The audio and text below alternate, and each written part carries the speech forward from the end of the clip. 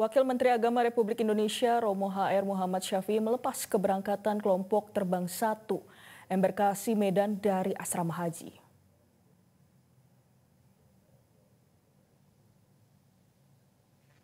Dalam kesempatan tersebut, Wamenak menyebut ada skema baru dalam pelaksanaan ibadah haji di Tanah Suci yang berbeda dengan tahun sebelumnya. Setelah menjalani pemeriksaan terakhir menggunakan X-ray pada para calon jamaah haji ini, memasuki aula Madinatul Hujat untuk mendapatkan pembekalan. Adapun kelompok terbang pertama embarkasi Medan ini berasal dari Padang, Sidempuan yang berjumlah sebanyak 360 orang yang terdiri dari 354 jamaah calon haji dan 6 orang petugas haji.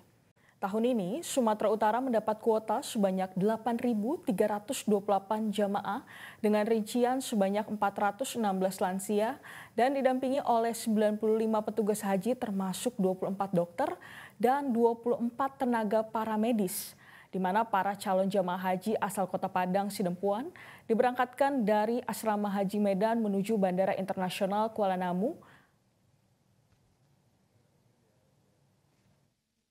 Pada umumnya itu sama, cuman kita kalau tahun lalu hanya skema murur di Musdalifah, jemaah tidak perlu turun dari bus, cuman melewati Musdalifah saja pada tengah malam.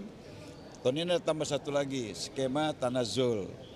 Jadi setelah di Mina, jemaah melempar di Jamarot, sebagian tidak perlu menginap lagi di Mina. Langsung dikembalikan ke hotel untuk mengurangi kepadatan yang ada di Mina. Itu namanya skema Tanazul. Nah, saya kira itu yang berbeda dari segi pelayanan. Kalau yang lain, ya semuanya kita upayakan lebih baik lah daripada. Jelajahi cara baru mendapatkan informasi. Download Metro TV Extend sekarang.